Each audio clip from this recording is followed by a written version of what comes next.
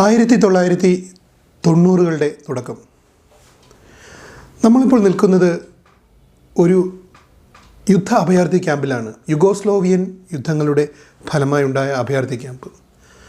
ആ അഭയാർത്ഥി ക്യാമ്പിൻ്റെ ആളൊഴിഞ്ഞ പ്രദേശത്ത് ഒരു കൂട്ടം കുട്ടികൾ പന്ത് തട്ടി കളിക്കുന്നത് നിങ്ങൾക്ക് കാണാം. കൂട്ടത്തിൽ നന്നേ മെലിഞ്ഞ് പൊക്കം കുറഞ്ഞ ആ പയ്യനെ പ്രത്യേകം നിങ്ങൾ ശ്രദ്ധിക്കും. അവനെ ശ്രദ്ധിക്കാനുള്ള പ്രധാന കാരണം അവൻ്റെ ശാരീരിക പ്രകൃതി മാത്രമല്ല, തൻ്റെ കൂട്ടുകാരുടെ ഇടയിലൂടെ എത്ര മനോഹരമായിട്ടാണ് അവൻ പന്ത് ഡ്രിബിൾ ചെയ്ത് മുന്നേറുന്നത്, എത്ര നല്ല പാസുകളാണ് അവൻ നൽകുന്നത്. അവൻ്റെ കളിമികവ് തന്നെയാണ് അവനിലേക്ക് നിങ്ങളെ ആകർഷിക്കുന്നത്. അവൻ്റെ പേര് ലൂക്ക എന്നാണ്. അതെ, പിന്നീട് ലോകം വാഴ്ത്തിപ്പാടിയ, ലോകമെങ്ങും ആരാധകരെ സൃഷ്ടിച്ച സാക്ഷാൽ ലൂക്ക മോഡ്രിച്ച്. നമ്മളിന്ന് പറയാൻ പോകുന്നത് ലൂക്ക മോഡ്രിച്ചിൻ്റെ കഥയാണ്.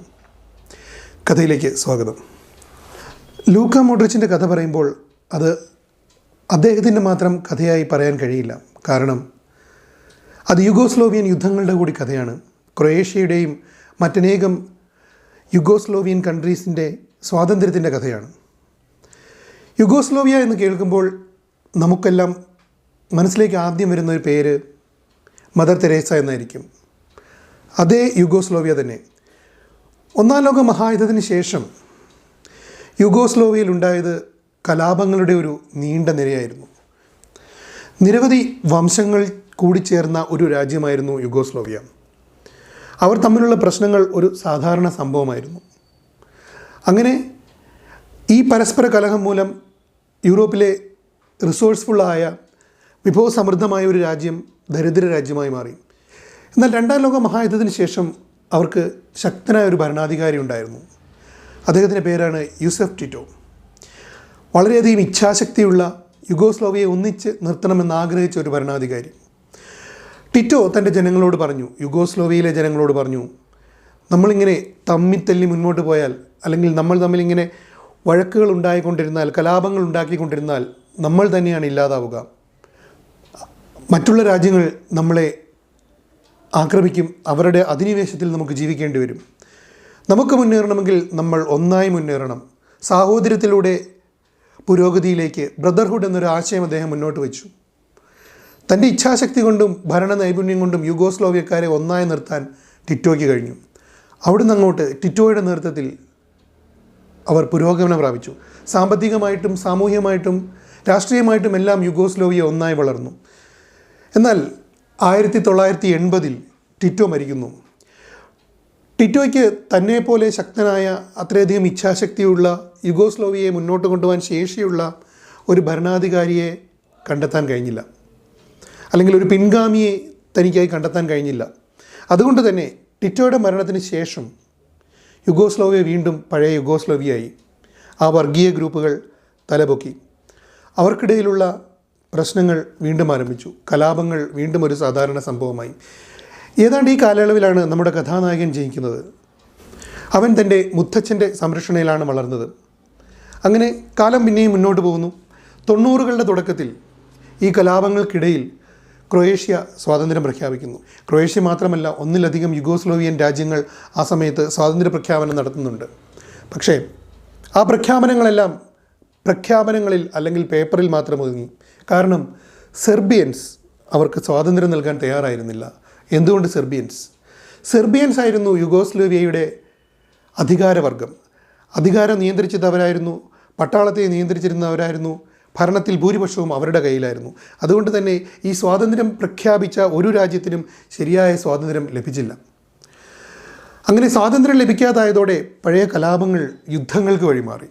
ആഭ്യന്തര യുദ്ധം എന്ന് നമ്മൾ കേൾക്കുമ്പോൾ നമ്മൾ സാധാരണഗതിയിൽ മനസ്സിലാക്കുന്നത് ഒന്നോ അതിലധികമോ രാജ്യങ്ങൾ അതിർത്തിക്ക് അപ്പുറവും ഇപ്പുറവും നിന്ന് ചെയ്യുന്ന യുദ്ധം. എന്നാൽ ഇതങ്ങനെയായിരുന്നില്ല.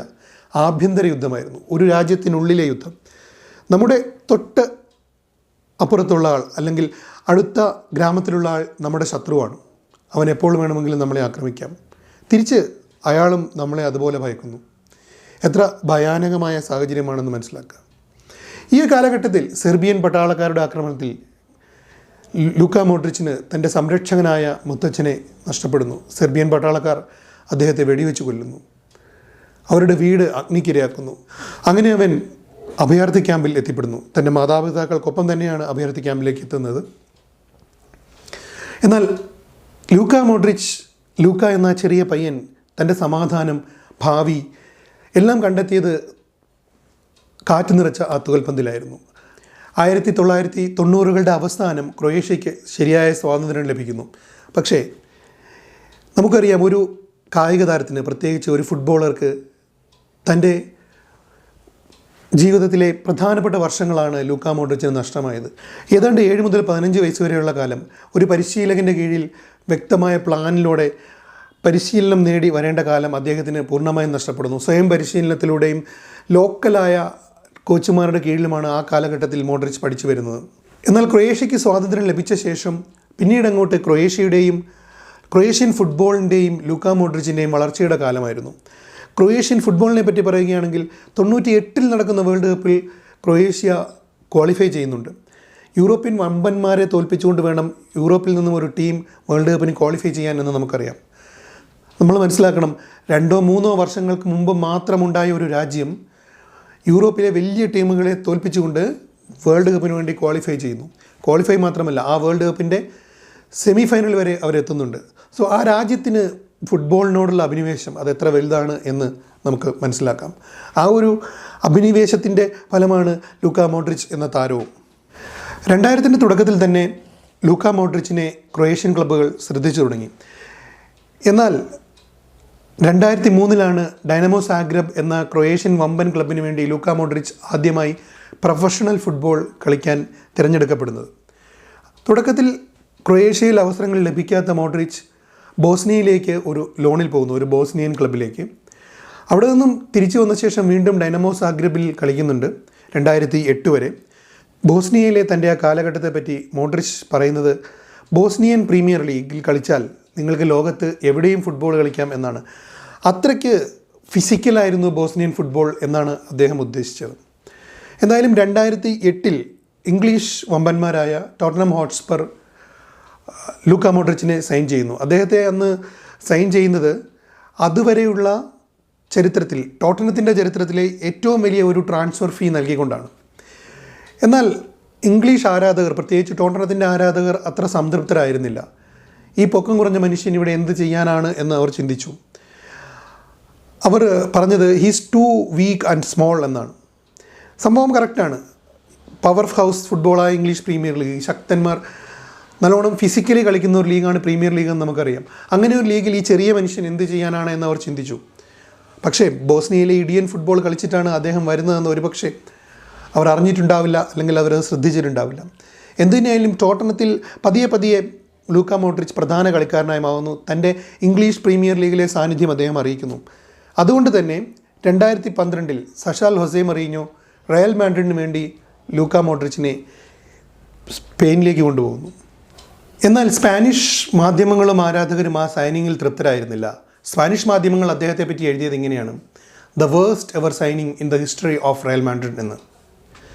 സ്പെയിനിലെത്തി റയൽ മാഡ്രിഡിന് സൈൻ ചെയ്ത് മോഡ്രിച്ച് ആദ്യത്തെ കപ്പ് നേടുന്നു. അതൊരു സ്പാനിഷ് സൂപ്പർ കപ്പായിരുന്നു. ആ മത്സരത്തിൽ മോഡ്രിച്ച് കളിക്കുന്നുണ്ട്. ഓസിലിന് റീപ്ലേസ്മെൻറ്റായി, ഓസിലിൻ്റെ സബ്സ്റ്റിറ്റ്യൂട്ടായി ഏതാണ്ട് 80 മിനിറ്റുകൾക്ക് ശേഷമാണ് മോഡ്രിച്ച് വരുന്നതെങ്കിൽ പോലും ആ മത്സരത്തിൽ അദ്ദേഹത്തിൻ്റെ സാന്നിധ്യമുണ്ട്. 36ാമത്തെ മണിക്കൂറിൽ കപ്പ് നേടി റയൽ മാഡ്രിഡിന് വേണ്ടി ആദ്യത്തെ തൻ്റെ കരിയറിലെ കപ്പ് അദ്ദേഹം നേടുന്നു. തുടക്കത്തിൽ ഒരു ട്രോഫി കിട്ടിയെങ്കിൽ പോലും റയൽ മാഡ്രിഡിൽ തുടർച്ചയായ അവസരങ്ങളൊന്നും ആ കാലഘട്ടത്തിൽ മോഡ്രിച്ചിന് ലഭിച്ചിരുന്നില്ല. എപ്പോഴും ലഭിച്ചിരുന്നത് സബ്സ്റ്റിറ്റ്യൂട്ട് സ്ഥാനമായിരുന്നു, അല്ലെങ്കിൽ ബെഞ്ചിലായിരുന്നു അദ്ദേഹത്തിൻ്റെ സ്ഥാനം. അതിന് പല കാരണങ്ങളുണ്ട്. അതിൽ ഏറ്റവും പ്രധാനപ്പെട്ട കാരണം റയൽ മാഡ്രിഡിൻ്റെ അന്നത്തെ മിഡ്ഫീൽഡ് വാണിരുന്നത് വമ്പൻ ടീമുകളായിരുന്നു, വമ്പൻ പ്ലെയേഴ്സായിരുന്നു. സാബി അലൻസോയെ പോലെ, കെഡ്രിയെ പോലെ, അല്ലെങ്കിൽ ഓസിലിനെ പോലെയുള്ള താരങ്ങൾ ഉണ്ടായിരുന്ന ആ മിഡ്ഫീൽഡിൽ ഒരു സ്പേസ് ലഭിക്കുക എന്നത് വളരെ ബുദ്ധിമുട്ടുള്ള കാര്യമായിരുന്നു. എന്നാൽ പതിയെ അദ്ദേഹത്തിന് അവസരങ്ങൾ ലഭിക്കുന്നുണ്ട്. മറീഞ്ഞോയുടെ ടീമിൽ തന്നെ അദ്ദേഹം പലപ്പോഴും ഫസ്റ്റ് 11-ൽ വരുന്നുണ്ട്. എന്നാൽ തുടർച്ചയായ അവസരങ്ങൾ ലഭിച്ചു തുടങ്ങിയത് ആഞ്ചലോട്ടിയുടെ കാലത്തോടെയാണ്. ആഞ്ചലോട്ടി വരുന്നതോടെ ലൂക്ക മോഡ്രിച്ച് അവിടെ ഒരു പ്രധാന താരമായി മാറുന്നു. പിന്നീട് സാബിയോടും ടോണി ക്രൂസിനോടും എല്ലാം ചേർന്ന് പെയർ ചെയ്ത് അദ്ദേഹം കളിക്കുന്നുണ്ട്. അങ്ങനെ പതിയെ കരിയറിൽ ഇങ്ങനെ ഗ്രോത്ത് നേടി വരുന്ന ലൂക്ക മോഡ്രിച്ചിനെ നമുക്ക് അവിടെ കാണാം. എന്നാൽ മോഡ്രിച്ചിൻ്റെ കരിയർ ഗ്രാഫ് കുത്തനെ ഉയരുന്നത് സിദാൻ്റെ വരവോടെയാണ്. സിദാൻ്റെ ടീമിൽ എന്നും ആദ്യ ചോയ്സ് പ്ലെയർ ആയിരുന്നു ലൂക്ക മോഡ്രിച്ച്. സിദാൻ്റെ ടീമിൽ മിഡ്ഫീൽഡിൽ മോഡ്രിച്ച് കളിക്കാത്ത പൊസിഷനുകളില്ല. Attacking midfielder, defensive midfielder, holding midfielder, അങ്ങനെ മിഡ്ഫീൽഡിൽ കളിക്കാവുന്ന എല്ലാ പൊസിഷനിലും റയൽ മാഡ്രിഡിന് ഒഴിച്ചുകൂടാൻ പറ്റാത്ത ഒന്നായി മാറി ലൂക്ക മോഡ്രിച്ച് എന്ന താരം. അവിടെ നിന്ന് അങ്ങോട്ട് മോഡ്രിച്ചും റയൽ മാഡ്രിഡും സിദാനും വാരിക്കൂട്ടിയ ട്രോഫികൾക്ക് കണക്കുണ്ടായിരുന്നില്ല. ഏതാണ്ട് 39ഓളം ട്രോഫികളാണ് റയൽ മാഡ്രിഡിനൊപ്പം ലൂക്ക മോഡ്രിച്ച് നേടിയത്. റയൽ മാഡ്രിഡിനൊപ്പവും അല്ലാതെയും മോഡ്രിച്ച് നേടിയ ട്രോഫികളുടെ എണ്ണം അല്ലെങ്കിൽ അതിൻ്റെ ഒരു ലിസ്റ്റ് പറയുക എന്നുള്ളത് അത്ര എളുപ്പമുള്ള കാര്യമല്ല. അതൊരു നീണ്ട ലിസ്റ്റ് തന്നെയാണ്. ക്രൊയേഷ്യൻ ഫുട്ബോൾ ലീഗ് നിരവധി തവണ, Croatian cup, Croatian super cup, 5ഓളം തവണ FIFA club world cup, UEFA super cup, super copa de Espana നിരവധി തവണ, കോപ്പ ഡെൽ റേ, ലാലിഗ, ഇതൊന്നും ഒറ്റപ്രാവശ്യം മാത്രമല്ല നിരവധി തവണ നേടിയിരുന്നു. എന്നാൽ ഇതിനെല്ലാം ഉയരത്തിൽ നിൽക്കുന്നതാണ് യുഎഫ്എ ചാമ്പ്യൻസ് ലീഗ്. ഹാട്രിക് വിജയത്തോടെ 6 തവണ ചാമ്പ്യൻസ് ലീഗ് റയൽ മാഡ്രിഡിനൊപ്പം ലൂക്ക മോഡ്രിച്ച് നേടി. ഇതേ കാലയളവിൽ തന്നെ ക്രൊയേഷ്യയ്ക്ക് വേണ്ടിയും വളരെ നിർണായകമായ പ്രകടനമാണ് മോഡ്രിച്ച് നടത്തുന്നത്. 2018 വേൾഡ് കപ്പിൽ അവർ ഫൈനൽ വരെ എത്തുന്നു. 2022 വേൾഡ് കപ്പിൽ സെമി ഫൈനൽ വരെ എത്തുന്നു. 2023 സീസണിൽ നേഷൻസ് ലീഗിൻ്റെ റണ്ണറപ്പ് ആകുന്നു, 2ാം സ്ഥാനത്തെത്തുന്നു. അങ്ങനെ ഈ പ്രകടനങ്ങളെല്ലാം, ഈ ക്രൊയേഷ്യൻ പ്രകടനങ്ങളിലെല്ലാം മോഡ്രിച്ചിൻ്റെ സംഭാവന നിസ്തുലമായിരുന്നു. ഇൻഡിവിജ്വൽ ട്രോഫികളിലേക്ക് പോയാൽ ആ ലിസ്റ്റ് വളരെ നീണ്ടതാണ്. അത് തുടങ്ങുന്നത് തന്നെ ക്രൊയേഷ്യൻ ലീഗിൽ കളിക്കുന്ന കാലത്ത് മുതൽ best Croatian player, best Bosnian player, ലാലിഗയിൽ best midfielder, best player, best La Liga 11, ഇതെല്ലാം നിരവധി തവണ അദ്ദേഹം നേടിയിട്ടുണ്ട്. അങ്ങനെ നിരവധി നേട്ടങ്ങൾ നേടുമ്പോഴും ഏറ്റവും പ്രധാനപ്പെട്ടതാകുന്നത് 2018 ബാലൻഡിയോറാണ്. 2007 ശേഷം മെസ്സി റൊണാൾഡോ ദ്വയത്തെ ബ്രേക്ക് ചെയ്തുകൊണ്ട് മറ്റൊരാൾ ബാലൻഡിയോർ നേടുന്നത് 2018 അത് സാക്ഷാൽ ലൂക്ക മോഡ്രിച്ചിലൂടെയായിരുന്നു. ആ വർഷം തന്നെ ഫിഫ ബെസ്റ്റ് പ്ലെയറായും അദ്ദേഹം മാറുന്നുണ്ട്. ഇത്രയേറെ ട്രോഫികൾ വാരിക്കൂട്ടുമ്പോഴും കളിക്കളത്തിൽ എപ്പോഴും ശാന്തനായി കാണപ്പെട്ട ഒരു കളിക്കാരനായിരുന്നു അദ്ദേഹം. അതുകൊണ്ട് തന്നെയാണ് ലോകമെമ്പാടും അദ്ദേഹത്തിന് ആരാധകരുണ്ടായത്. ലോക ഫുട്ബോളിൻ്റെ ചരിത്രത്തിൽ ഹേറ്റേഴ്സ് ഇല്ലാത്ത അപൂർവം ചില താരങ്ങളിൽ ഒരാളായി ലൂക്ക മോഡ്രിച്ച് മാറുന്നു. 2025 സീസൺ അവസാനിക്കുമ്പോൾ സാന്റിയാഗോ ബെർണബുവിൻ്റെ ആരവങ്ങളിൽ നിന്നും റയൽ മാഡ്രിഡിൻ്റെ കുപ്പായം അഴിച്ചു വെച്ച് ലൂക്ക മോഡ്രിച്ച് വിടവാങ്ങി. The worst ever signing in the history of Real Madrid എന്ന് പറഞ്ഞിടത്ത് നിന്ന്, എന്ന് പറഞ്ഞവരെ കൊണ്ട് തന്നെ the best ever signing in the history of La Liga എന്ന് പറയിക്കുന്ന ലെവലിലേക്ക് ആ ചെറിയ മനുഷ്യൻ വളർന്നിരുന്നു. യുദ്ധഭൂമിയിൽ ജനിച്ച ആ പോരാളി സ്പെയിനിലും യുദ്ധം അവസാനിപ്പിക്കുന്നില്ല. ഇറ്റലിയിൽ മിലാനു വേണ്ടി അദ്ദേഹം തൻ്റെ 40ാമത്തെ വയസ്സിൽ ബൂട്ട് കെട്ടുന്നു. അടുത്ത വേൾഡ് കപ്പിൽ ക്രൊയേഷ്യയ്ക്ക് വേണ്ടി അമേരിക്കയിൽ കളിക്കാൻ അദ്ദേഹം തയ്യാറെടുക്കുന്നു. അദ്ദേഹത്തിൻ്റെ കടുത്ത ആരാധകർ പറയുന്നത് പോലെ അല്ലെങ്കിൽ വിശ്വസിക്കുന്നത് പോലെ ലൂക്ക മോഡ്രിച്ച് ഒരു വേൾഡ് കപ്പ് അർഹിക്കുന്നു. അർഹിച്ച ആ വേൾഡ് കപ്പ് അമേരിക്കയിൽ അദ്ദേഹം ക്രൊയേഷ്യയ്ക്ക് വേണ്ടി നേടും എന്ന പ്രതീക്ഷയോടെ ലൂക്ക മോഡ്രിച്ചിൻ്റെ കഥ തൽക്കാലത്തേക്ക് മാത്രം ഇവിടെ അവസാനിക്കുന്നു.